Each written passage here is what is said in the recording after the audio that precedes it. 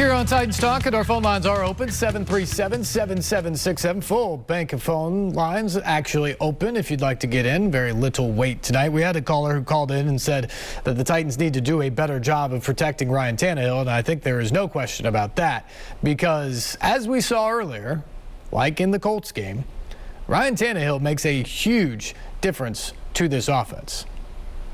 Derrick Henry has to be healthy. They have to run through Derrick Henry. It's what they do, especially if you don't have the full complement of wide receivers out there. And again, you hope that A.J. Brown and Julio Jones are fully healthy and going together at some point, which we haven't really seen up to this point of the season. But Ryan Tannehill is the guy that kind of stirs the drink, so to speak, of the Titans. Henry's the bell cow. He carries them. He puts them on the back a lot of the times. But Tannehill's the guy that gets the ball around to everybody, gets them in the right play call, and then when the game's on the line, oftentimes he's the guy that's got to make the play.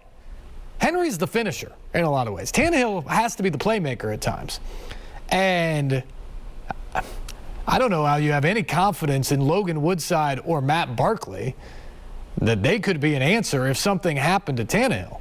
So I absolutely agree that protecting Tannehill is a paramount thing of importance here for the Titans, because if he goes down, I'm not sure what you're looking like for however long he's out, whether that be the second half of a game or for next week or a long-term type of deal.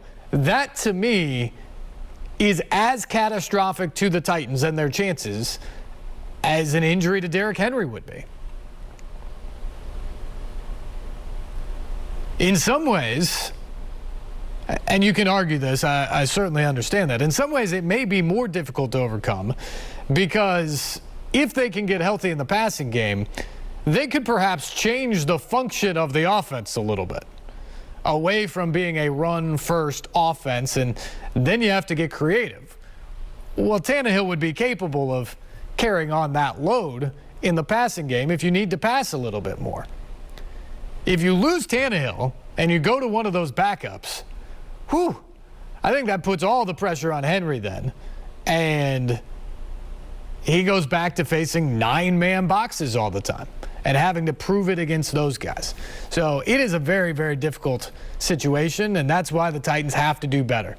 20 sacks to this point of the season. They're on pace to give up 64, I think. I mean, that cannot happen. Last year, they gave up 25 for the season.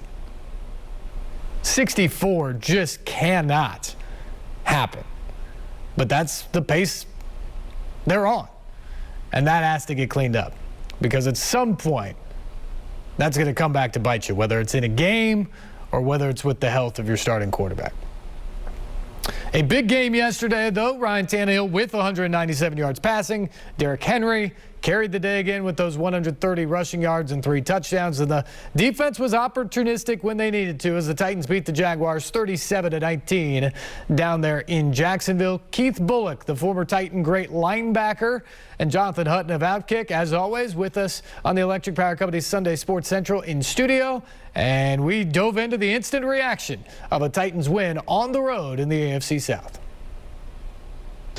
So the Titans emerged 3-2 and in first place ahead of next Monday night's showdown with the Bills. Keith, they couldn't erase what happened last week against the Jets, but do you like the way they just went to Jacksonville and took care of business in this one? Yeah, absolutely. When you take a tough loss the week before, your leaders have to step up. And I feel Kevin Byard, Ryan Tannehill, as well as Derrick Henry stepped up, demanded of themselves, as well as the other players on their team that needed to play a role and help them get this win. The stats tell you that it was far from perfect, but Jonathan, they got turnovers and got off the field defensively, and on offense, they were efficient in the red zone this week, and Derrick Henry once again put it away late. But what I ask you, do you believe that's a recipe they can consistently repeat against teams better than the Jaguars? Well, it's a great question. It's a formula they know how to execute on offense. Henry is the horsepower, but the firepower to the engine is what's missing. A.J. Brown's return is crucial.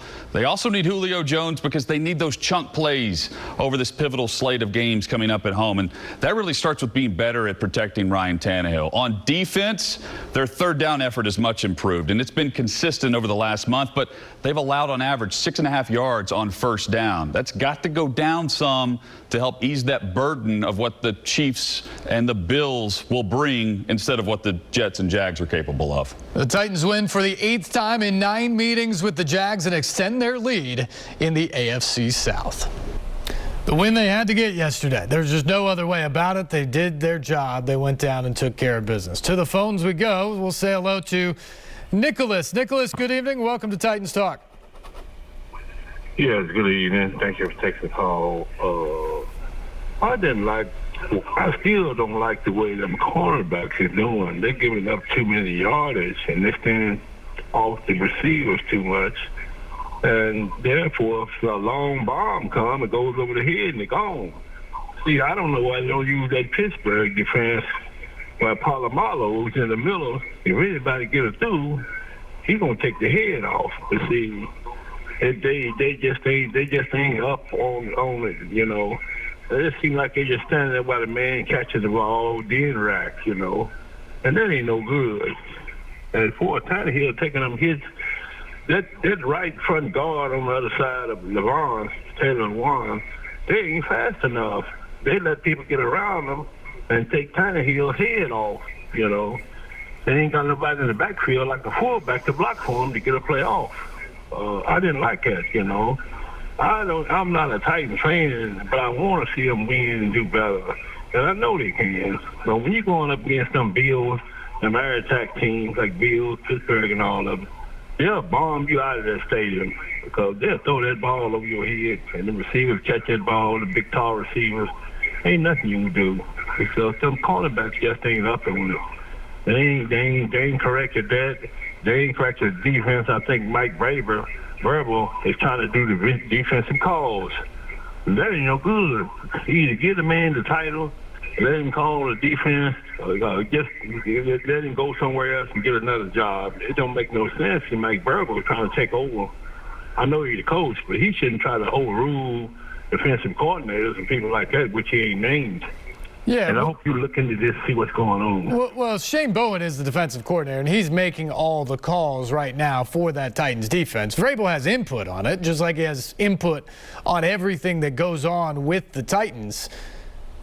But he's not making the calls right now.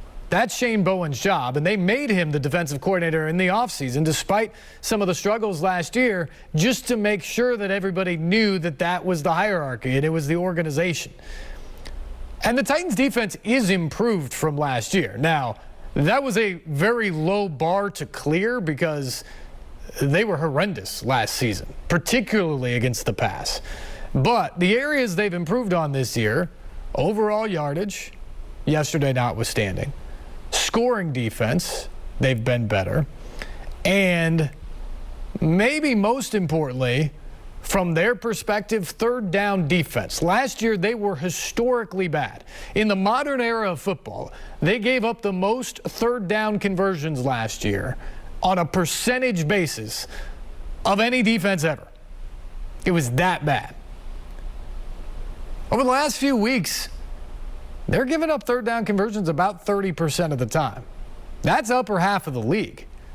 That is how you get some things done. Now, they haven't been as good this year at getting turnovers. That was the one saving grace they had last year, is they were getting the ball out. They were getting to the football. Yesterday, they get 2. Maybe that's a positive sign. But the downfall yesterday was all the rushing yards they gave up. James Robinson ran for 149 yards. The Jags actually outrushed the Titans and Derrick Henry. It didn't matter in the game, but it tells you how effective Jacksonville was at running the football yesterday. The Titans have improved, but there's still a long ways to go on that defensive side of the ball, and in particular, depending on how the offense goes. the offense is having most of the injuries issues right now. Most of the guys who've been nicked up and unable to play or had to leave games have been on the offensive side of the ball. Is that the reason why the offense hasn't quite clicked at the level that they'd clicked for basically the last year and a half with Ryan Tannehill under center? Maybe they're still gelling together in that regard. Maybe they're still getting healthy and gearing up to be at their absolute best. But here's the deal. If they're not averaging 30 points a game, that defense has to be even better. And I don't think we've seen that level from them at this point. And the bottom line is this right now with the Titans. There's kind of a magic number, and obviously this is a small sample size, but the Titans are averaging 26 points per game right now after scoring 37 yesterday. But in the 5 games this year, when they score 25 or more, they're 3-0. Including a game they scored 25. In the 2 games they've scored 24 or less, including last week in New York against the Jets, scoring 24, they're 0-2.